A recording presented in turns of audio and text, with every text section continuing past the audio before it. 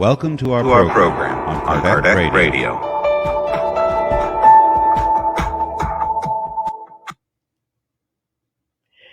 Hello, dear friends, and welcome to our weekly program on Kardec Radio, where we nourish our soul 24/7 with thousands of podcasts and new programs, continuously educating ourselves, learning about how we can become a more Christ-centered, more charitable, more perfect human being. And today, as always, we turn to Genesis. Genesis, we've been studying in the last weeks about the miracles in the gospel. And today we will continue with this study. And we will be turning towards items 45 through 50 and learning about what is a miracle today. That's what we're going to focus on, and what may actually be a parable. Because sometimes in the past we thought something is a miracle when it actually may not. So today we'll be diving into that. The first so-called miracle that we will be looking at is called Jesus Calms the Storm. And if you like to follow along, again, we are here in this beautiful book, Genesis. Chapter 15, it's entitled Miracles in the Gospel. Item 45, Jesus Calms the Storm. Now, we're not going to read everything verbatim, but pretty much we go pretty close to what is written here, covering pretty much everything, and we'll be breaking it apart. So item 45, Jesus Calms the Storm. This is what we find in Luke 8:22-25. And we may be familiar with this. One day, Jesus was in a boat with his disciples, and Jesus said to the disciples, "Let us go to the other side of the lake." Then they set out. And while they were crossing, he fell asleep. Jesus fell asleep. A great windstorm suddenly struck the lake, so that their boat, filling with water, was in danger. His disciples approached him and woke him up, saying, "Master, we're perishing." Jesus got up, spoke threateningly to the wind and the raging waves. They subsided, and there was a great calm. Then Jesus said to the disciples, "Where is your faith?" However, they were full of fear and wonder and asked one another, "Who is this who orders the wind and waves in such a way, and they obey him?" So let us see, is that a miracle? Let us see how Allan Kardec helps us to understand it. And we have to say, it's very brief, and we'll see. So he says, "We do not yet know enough about the secrets of nature to say whether or not there are hidden intelligences that preside over the action of the elements." So this is a humbling statement. Allan Kardec helps us to humble ourselves in saying we don't know yet enough about the natural elements and whether there are hidden intelligences in them. We could postulate, but we don't know for sure yet. If such a hypothesis were affirmed, so the hypothesis of there being hidden intelligences in the elements, the phenomenon in question could have been the result of an act of authority over such intelligences and would demonstrate a power that has not been given to any man or woman to exercise. So if it was true that there are hidden intelligences in the elements in nature, then if Jesus had spoken from authority to the windstorm to stop, then it would have shown that he had special powers that most men and women don't have. Because if there is a storm raging here, we don't have the power to say stop and it stops, right? So, but then he says, in any case, Jesus sleeping peacefully during the storm attests to a confidence that may be explained by the fact that his spirit, Jesus' spirit, saw that there was actually no danger and that the storm would subside. So this is all Alan Kardec says about this. And so he's not really clear, right? He is saying if there are hidden intelligences behind the elements, behind nature, then it could very well be that Jesus, knowing we know how elevated his spirit was, had this authority to actually stop the forces. But we don't know yet enough about the fact that there actually are intelligences behind the natural forces, Alan Kardec says. So then he says, it may as well have been that Jesus slept because he knew psychically that this storm would not pose a threat. But that's as far as he goes. So let us move on. If anyone has any comments or insights, please feel free to post them. In the meantime, I want to say hello to Nora. Hi, dear friend. Thank you so much for joining. And everyone else, please do say hello if you like. So yeah, this is not very extensive. So Alan Kardec is not giving us deep interpretation of this one. But he goes deeper at the wedding at Cana. So the wedding at Cana, I think we all know the parable. There they ran out of wine and Jesus produced it. That's it in a nutshell. But I'm sure we all know it. And Alan Kardec does not actually spell it out because it's a pretty long. Hi, Flavia. It's a longer section. But now let us go right into the interpretation that the options of how to interpret the wedding at Cana. The fact that Jesus apparently turned water into wine. He says, this miracle is mentioned only in the Gospel of John. So this miracle of turning water into wine, we only find in the Gospel of John. That's very interesting. It's not in the other Gospels. It is presented as being the first one Jesus performed. So in the Gospel of John, which is the only Gospel that covers the wedding of Cana, it is described as Jesus's first miracle, so to speak. And as such, it must have been one of the most noteworthy. However, it seems to have had very small impact because none of the other evangelists mention it. None of the others mention it. So let us take a mental note because we're going to speak to it in a few minutes. So this particular wedding was only mentioned in John. It was one of Jesus's first. It was the first miracle. But it is not paid attention to because the other evangelists don't mention it. And we wonder why. But let us keep that in mind because Jesus focused on something else, right? I can't hold it, so I'm going to say it, but we'll go back to it later.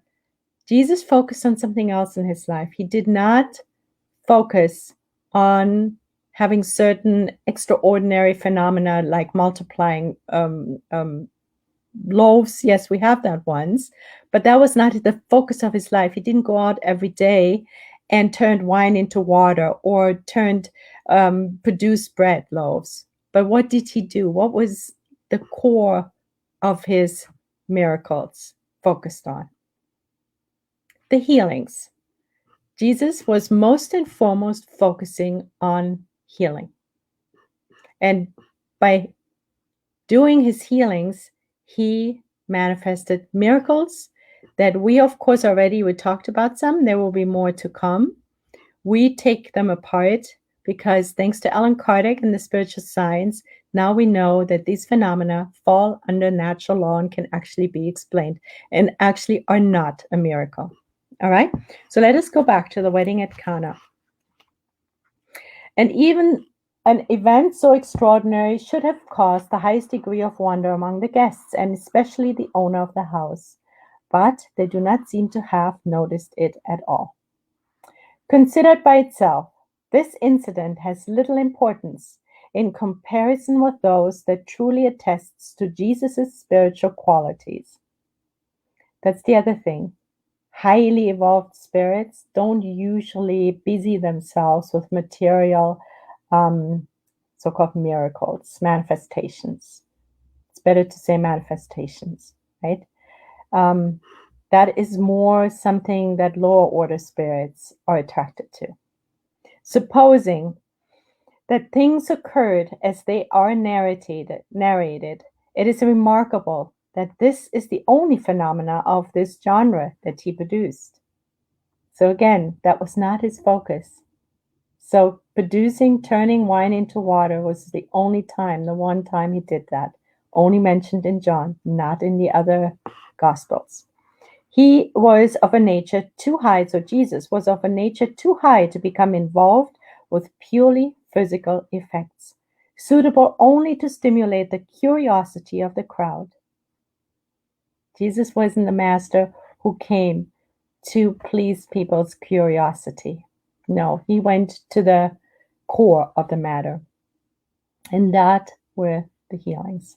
That's where he truly touched the hearts. That's where he helped alleviate pain. That's where his charity shone, but not through turning water into wine. That was not his focus.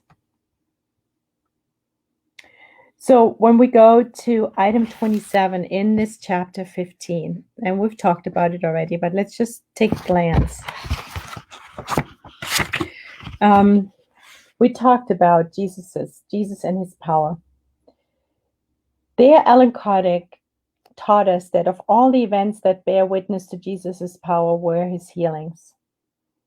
And that is how he showed himself and made himself most useful.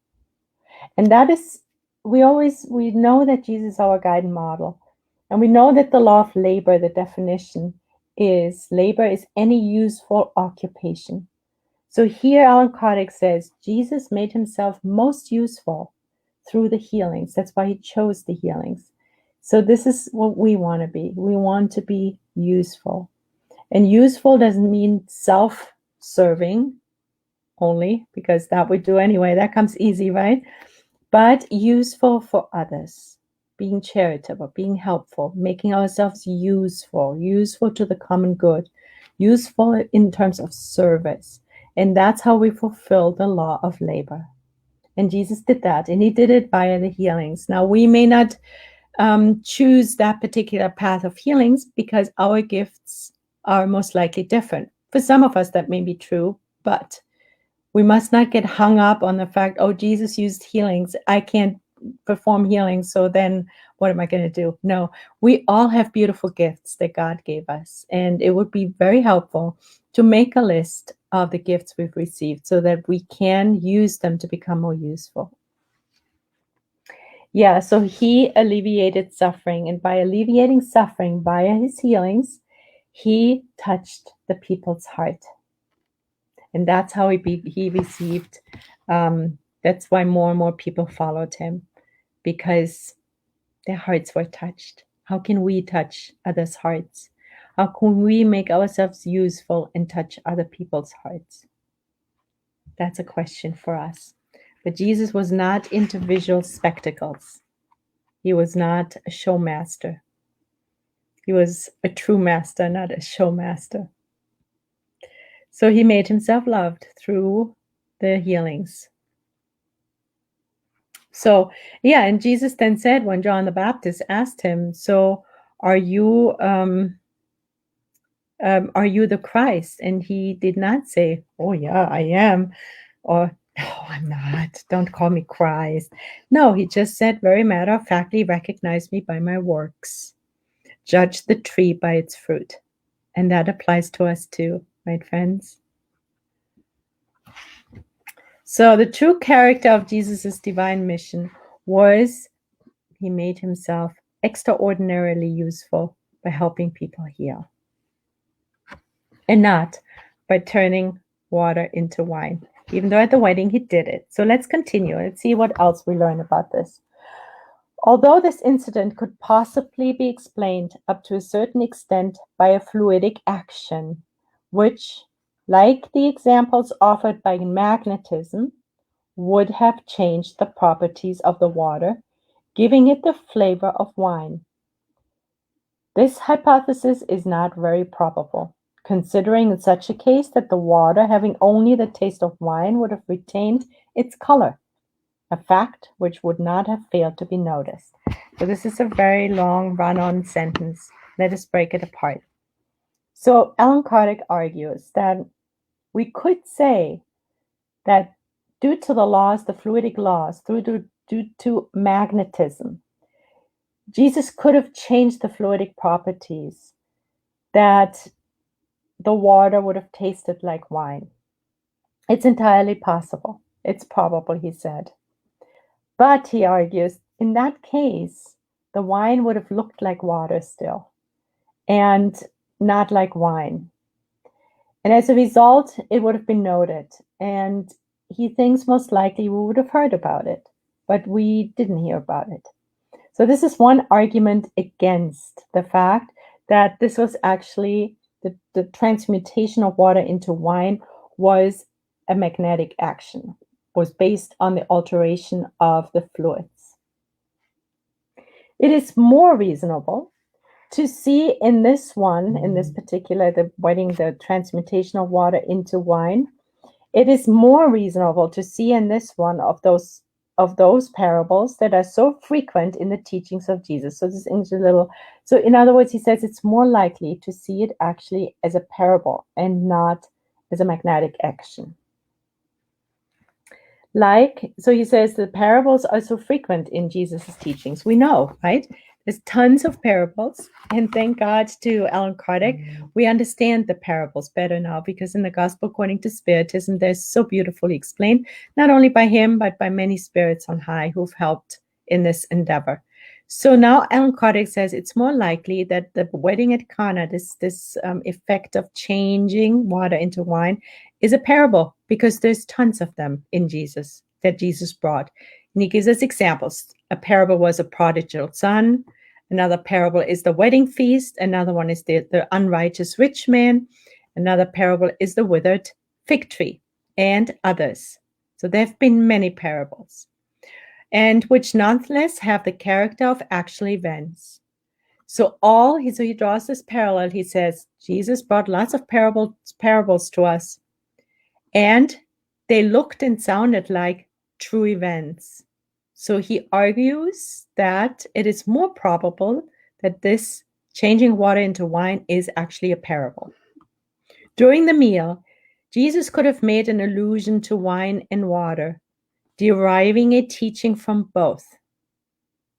What justifies this opinion are the words addressed by the steward on this subject. So he says it's more likely that Jesus made a mention of wine and water and spoke about that in a certain way, making a point. And he says one of the proofs could be the steward of the house, the guy who put on the feast. Because what did he say? He said, every man first serves the good wine, and after much has been drunk, inferior wine is served. As for you, you have saved the good wine until now. So what is meant by that? So let's pick that apart a little bit. So every man first serves the good wine first. So usually when people give parties, they bring out the good wine. And when they run out, they climb in the basement, they get the cheapos out. What did they call it? The $1 chuck that you would get at, what's that store? Anyway, I'm sure you guys know. We have it here in California. So then you get the cheap wine out. But he said, here in your case, Jesus, it was the reverse. As for you, you've saved the good wine until now. You've saved it until now. So saying that Jesus, the wine that Jesus brought is better. So this statement exudes hope. It exudes good news. It's a positive statement. And there's two different ways of looking at it. Alan Kardec thinks it's proof that this story is actually a parable. So one could say that that as a parable, what Jesus might have wanted to express is that the darkest moments always come before the dawn. The bigger the storm, that's the darkest moment, or in an illness, it's the healing crisis is always the worst moment. And after that comes the healing, or that's when the storm abates. So what may have been expressed by this, by the words of the steward, was that always first comes the darkness before the dawn. So the good things are on the way.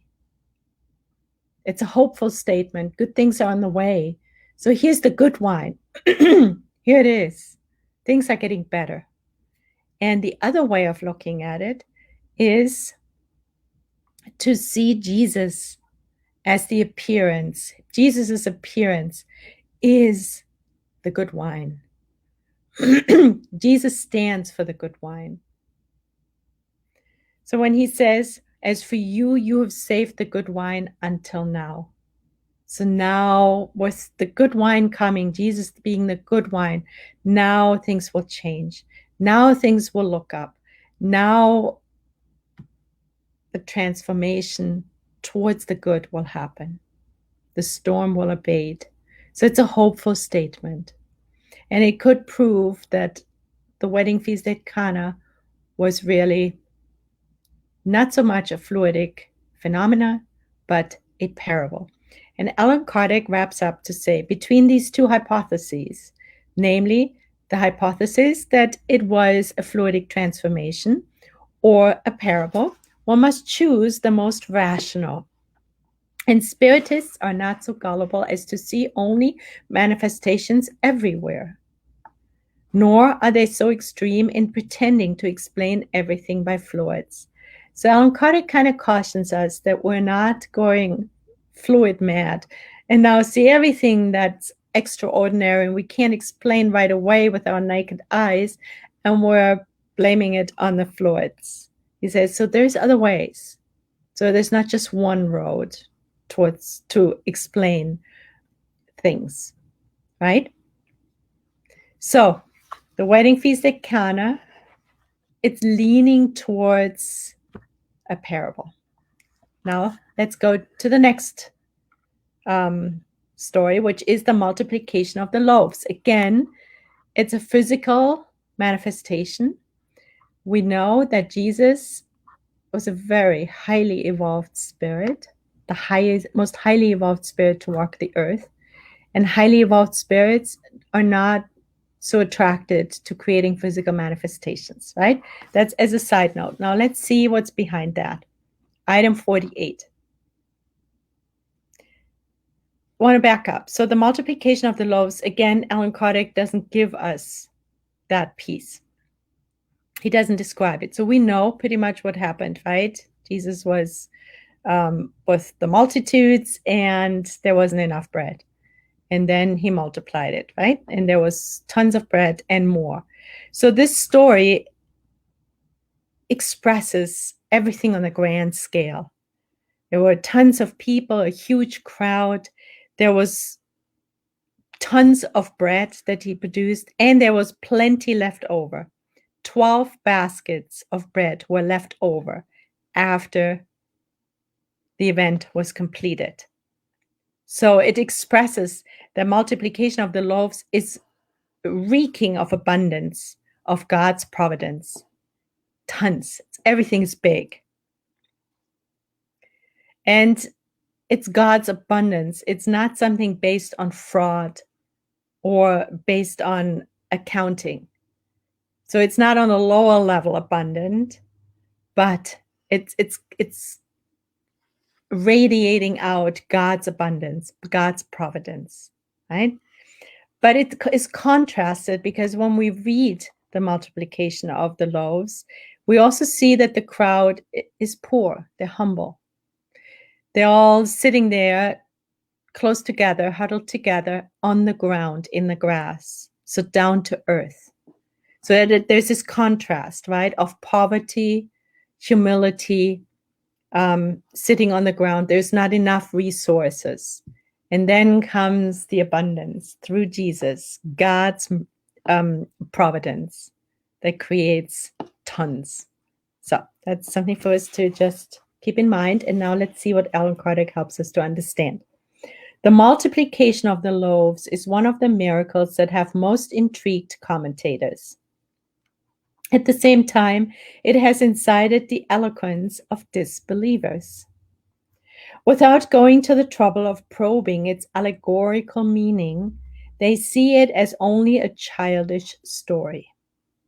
However, the majority of serious persons have seen in this narrative, although in an unusual form, a parable comparing the spiritual nourishment of the soul with the nourishment of the body. So again, the majority have seen the multiplication of the loaves not as a fluidic phenomena, but as a parable again. The parable that is, generally speaking, dealing with the spiritual nourishment versus the physical nourishment. We have it in the Lord's Prayer, right? Please give us our daily bread. So those of us who only picture loaves of bread, that's one aspect. But there is one that's so much bigger, right? And that's the spiritual nourishment. Nonetheless, one may see in it more than an allegory. One could see in it even more than an allegory. And from a certain point of view, one may accept the reality of a factual event without having to resort to a miracle.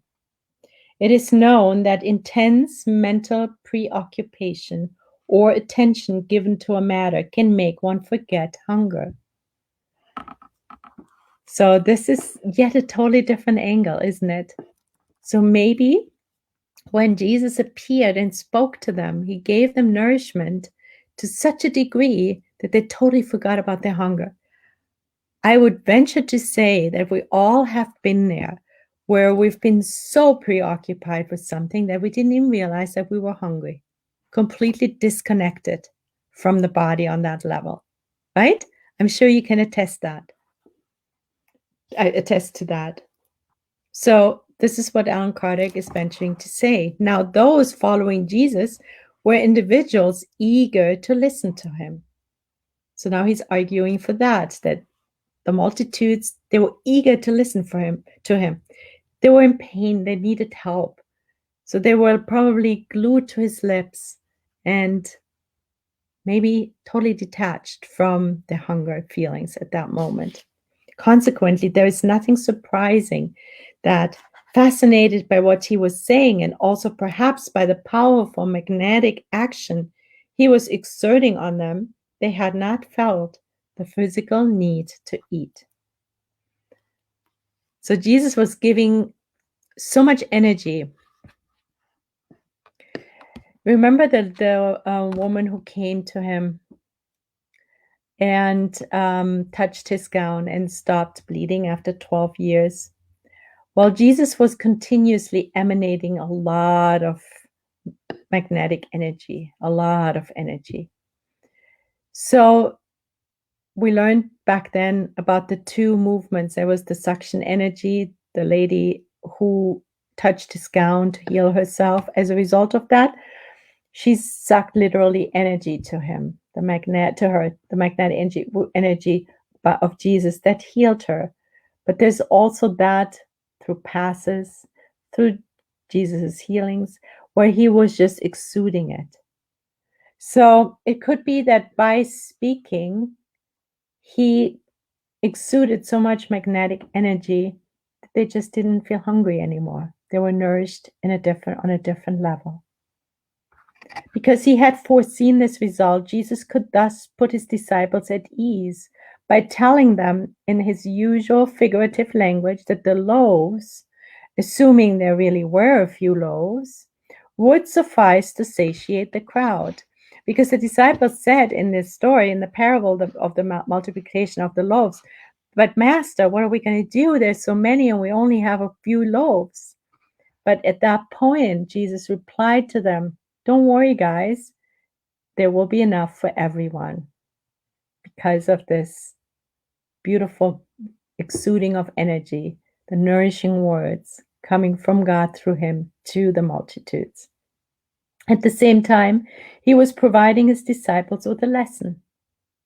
"You yourselves give them something to eat," he said.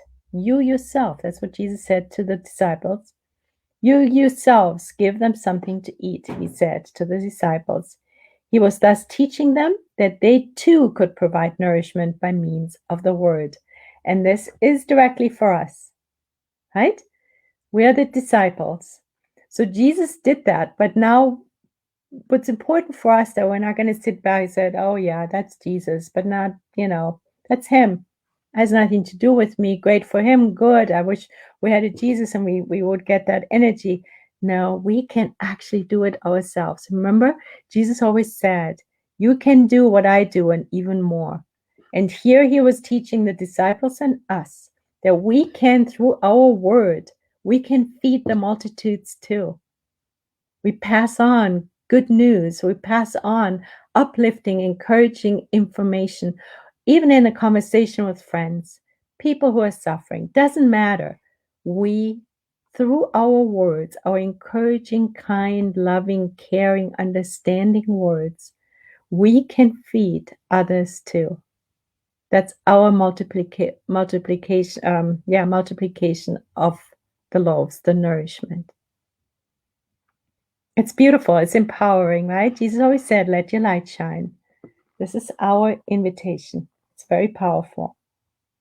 In this way, besides the moral allegorical meaning, a natural, very common physiological effect was produced. The miracle in this case lies in the ascendancy of Jesus' word, which was powerful enough to capture the attention of a huge crowd to the point of making them forget to eat. Such moral power proves Jesus' superiority much more than would be the purely physical occurrence of the multiplication of the loaves, which must be taken as an allegory. So, we actually, a few weeks ago, studied this phenomena. Let us revisit that. Here we're talking about, due to the ascendancy of Jesus' word, which was so powerful that it captured the attention of the multitudes, they didn't feel hungry. Now, we talked about something very similar that Alan Kardec brought to us a few weeks ago, and that's in chapter 15, which is the chapter we're working on, item 29, and that is entitled Catalepsy and Resurrection. Let us go to it. It's on page 301. It's not exactly about losing one's appetite or not being in touch with our appetite, but it is about this disconnection, and it's in the realm of catalepsy and resurrection. And here we learned, let's see, painful corporeal lesions impact the spirit like an electric shock through the intermediation of the perispiritual fluid, for which the nerves seem to be the conducting wires. So maybe you remember that when we experience pain, we feel it on the spirit level, like an electric shock. But the intermediary organ is our perispirit, goes through via the perispirit, because that connects our soul to our physical body. And the actual conducting wires for this transaction of bringing the pain to our soul is the nerves. So now sometimes there is an interruption happening. The pain isn't being felt. And here he explains this interruption of pain, this transmission of pain, can take place due to the separation of a limb or cutting of a nerve. So that's a physical separation. In this cutting of a nerve, but also it can happen partially or generally and without any lesion in the moments of the spirit's emancipation and great overexcitement or preoccupation. So there may be someone, and maybe we felt it too, we have pain, and all of a sudden we don't feel it. And that's because we're preoccupied with something else. And then he explains that in some certain circumstances like this, a molecular modification is produced in the perispiritual fluid. So the fact that all of a sudden we don't feel the pain anymore, the fact that we all of a sudden don't feel our appetite, our hunger anymore, is based on a molecular modification in the perispiritual fluid, in our perispirit. And this modification temporarily deprives us of the transmitting ability. It deprives the perispirit of its transmitting ability. Interesting, right? That is why many times in the heat of battle, a soldier does not notice that he has been wounded. That a person whose attention is concentrated on an endeavor does not hear the noise that is spread all around. It's an analogous effect. With noise, I'm sure we've experienced that. I'm sure we've all not heard a noise. And the minute we hear it for the first time, we can't unhear it. It's the most annoying thing. And the more we think about it, the more we obsess about it, the more painful it becomes. But then if our attention goes somewhere else, we don't hear it. Same with pain, same with everything else, and hunger, everything else, and hunger as well. And this is what Alan Kardec uses as the example, as the explanation, why he thinks the multitudes, rather than getting thousands of loaves produced by Jesus, were actually sidetracked because of this magnificent information. They were nourished on their soul level. Consequently, the perispirit stopped conducting that pain of hunger to the soul, and the pain of hunger wasn't felt. Is that clear, guys? Or is there a question or anything to add to it? I hope you were able to understand why Alan Kardec thinks that the multiplication of the loaves is actually a parable. And it's based on the fact that the disciples were nourished so deeply that they didn't feel their appetite. They weren't hungry anymore. Now, there is an additional reason why it is likely that that's the truth, that Alan Kardec is arguing correctly. Thank you, Mark. Appreciate it. And that is, he says, moreover, this explanation that we just talked about, this disconnect from feeling pain, is confirmed by Jesus himself in the following two passages. So let us go into those. These two passages where Jesus actually confirms that he didn't multiply loaves, but that it was because he was nourishing them otherwise, and they got disconnected from their bodily functions, feelings, is in the yeast of the Pharisees. So we're approaching item 49. And we find this in Matthew 16, verse 5 to 12.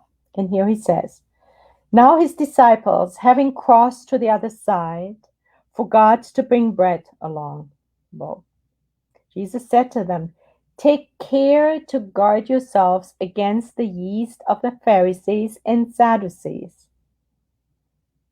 So that here, let's picture this. We're in the boat. The disciples are in the boat with Jesus. They're crossing the lake. And the disciples say, oh man, we forgot the loaves. And Jesus said instead, he says, take care to guard yourselves against the yeast of the Pharisees and Sadducees. But they thought and said to each other, it is because we did not bring any bread. The disciples were staying on the material plane. But what did Jesus mean? Jesus knew that they were thinking and said, men of little faith, why are you telling each other that you did not bring any bread? Do you still not understand, and do you not remember that 5 loaves were enough for 5,000 men? And how many baskets full you collected? Why do you not understand that I was not talking to you about bread when I told you to guard yourselves against the yeast of the Pharisees and Sadducees? Then they understood that he was not telling them to guard themselves against the yeast that is added to bread, but the doctrine of the Pharisees and Sadducees. So Jesus was always talking on a different level, but he was using words that were on the level that the disciples would understand, because that's what they ate, right? Bread. But we are invited not to fall into the same trap that the disciples fell into. That when Jesus talks about loaves, he is very, very likely not talking about bread, the material bread. And here he is explaining to us, and this is what Alan Kardec uses as proof, that the multiplication of the loaves was not a physical multiplication. It wasn't about bread, it was about nourishment. That's the nourishment of the soul, to the point that people didn't feel their hunger. And here he says, it wasn't about bread, it wasn't about yeast. Right? So, but rather take care that you guard yourselves against the doctrine of them. So it's on a different level, right? The nourishment the Pharisees and Sadducees would offer is something Jesus cautioned against. And he said, I wasn't talking about bread. Don't worry about the bread. Remember, we had 5 loaves, so to speak, that nourished 5,000 people because it was spiritual nourishment.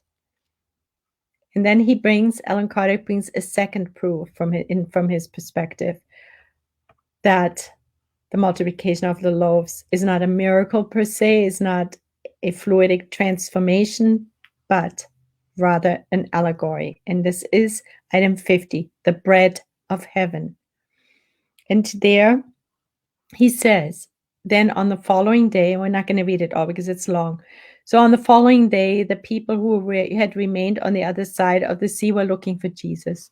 Said, where is he? The boats back and forth. And then they finally all get into the boats and cross the lake over to Capernaum. And they were looking for Jesus. And when they found him, they said, Lord, when did you get there? All right. But Jesus answers now. Verily, verily, I say to you, that you have come looking for me, not because of the miracles you saw, but because I gave you bread to eat, and you were satisfied. So after all this multiplication happened, they were like, where's Jesus? Where's Jesus? We don't see him. They got into the boat, they crossed the Sea of Galilee looking for Jesus in Capernaum. They finally find him. And Jesus busts their myth, pops their balloon, and says,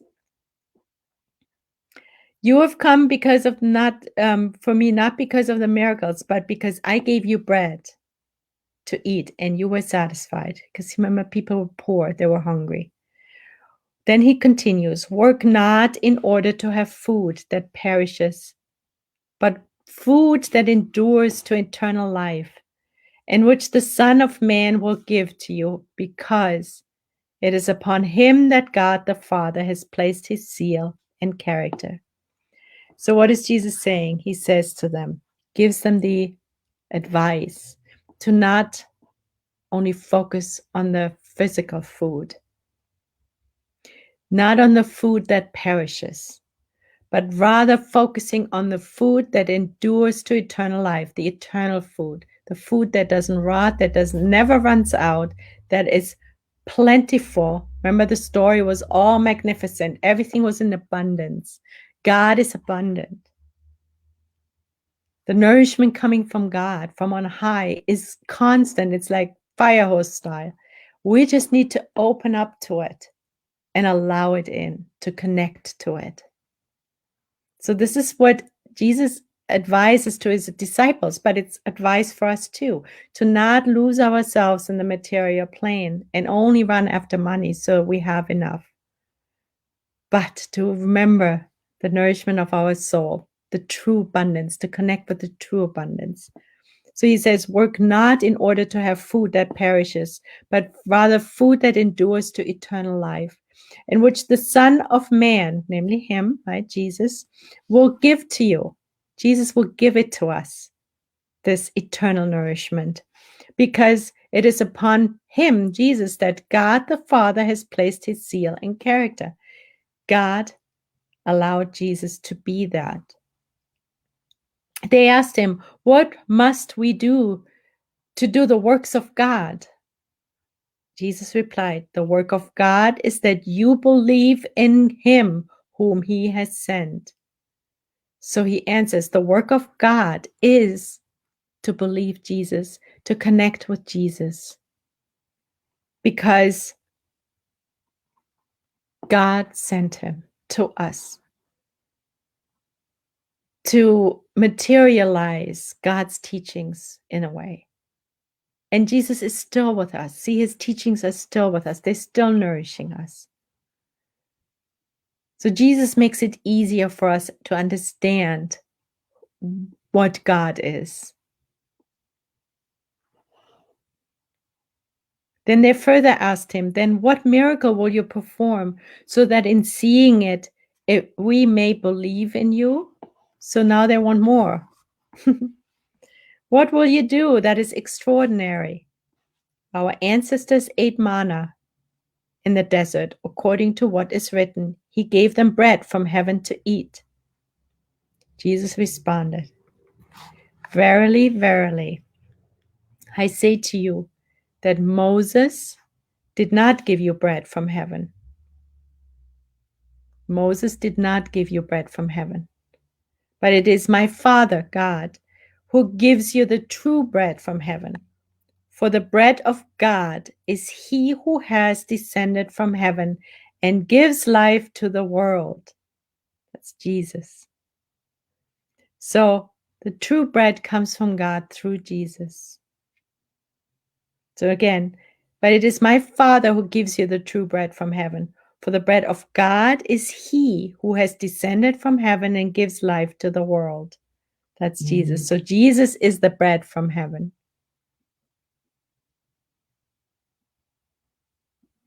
Then they said to him, Lord, give us always of this bread. We want it too, right? Please give us some. Jesus answered, I am the bread of life. I am the bread of life.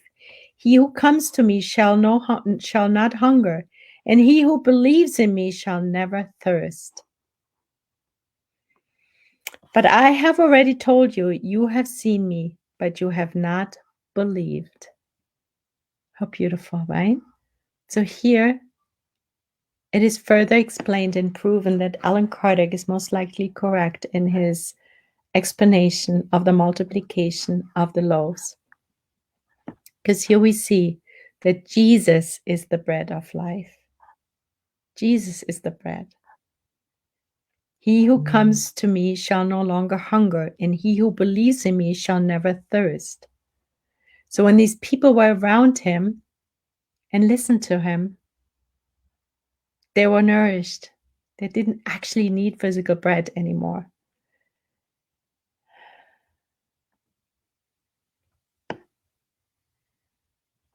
And we have to believe.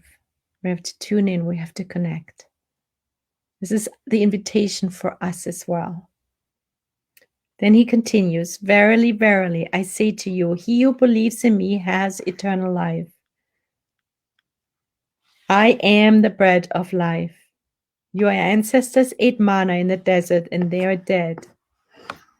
But here is the bread that has come down from heaven, so that whoever eats it shall not die. There it is. That's the proof that Allan Kardec brings in as well for his explanation, that at the multiplication of the loaves event, there wasn't really bread multiplied. It was the bread of man, Jesus, who came and nourished the people, sent from God. The nourishment of God came through him because God sent him as the bread of life, as the nourisher, as the eternal bread. that nourishes us without ever dying. Our soul will always be nourished by this information, by this bread. So we're always invited to elevate our thoughts and see things from a different angle. Now, what we will do next week, we will go briefly over the bread of heaven one more time and then go into Alan Kardec's explanation, because that would be too long and would go beyond our program today. But next week, we will dive deeper into John 6:22 to 36 and 47 to 50, which is entitled The Bread of Heaven, which we just kind of read. We didn't read it verbatim, but we will do the explanation next week. But suffice it to say that the wedding at Cana, the multiplications of the loaves, the yeast of the Pharisees, and the bread of heaven all point towards allegories, parables. And in all of them, we're talking about the nourishment of the soul. So, dear friends, that is a very important message for us, right? What do we do? What do we do to nourish our souls daily? Because that is the true nourishment. That is the nourishment that will never fall off. That is the nourishment that will stay for us for all eternity. That is an investment. This is an investment into the eternal part of us, immortal part of us. So hopefully we have a long list of things we do daily to nourish our soul. Because Jesus is the bread of heaven. He is the vehicle of nourishment for us. Dear God, dear Jesus, thank you so much for this beautiful, beautiful account, these explanations. And thank you, Alan Kardec, for this amazing work, the clarity with which you bring these explanations so logically, so scientifically, so clear, and bringing together the different examples. We're truly touched and so grateful for this reminder for us to not lose ourselves in the material world, never feeling scarce, never feeling afraid that we won't have enough, but rather tapping into the abundance that comes from on high, the abundance that is present in this universe. All we need to do is tune in, observe, and connect and receive, allowing it in. And it starts with our thinking. We're invited to align our thoughts with your abundance, God, with your abundance, Jesus, and thinking large scale and open-minded, being open-minded, having faith, and being open to this eternal nourishment that Jesus stands for. And of course, the universe is produced out of by God. Thank you. We're deeply grateful. And so be it.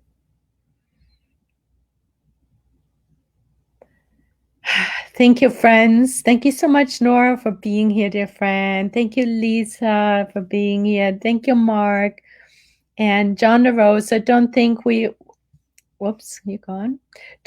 have any idea of how magnetic and charismatic Christ was when he gave his talks. Yeah, it's hard to imagine, right? It's hard to imagine. Because if we think about the teachings in themselves, by themselves, when we tune in, they're already so rich and so touching. And they already improve our sentiments, our feeling, our elevating our minds and emotions. And that's just coming from a book or coming from other people, right? But then Christ, Jesus, wow. It's so true, John. Yeah, we can't quite imagine. But if we take that, we can believe that people lost their appetite, their physical appetite, because they were nourished by Jesus in another way.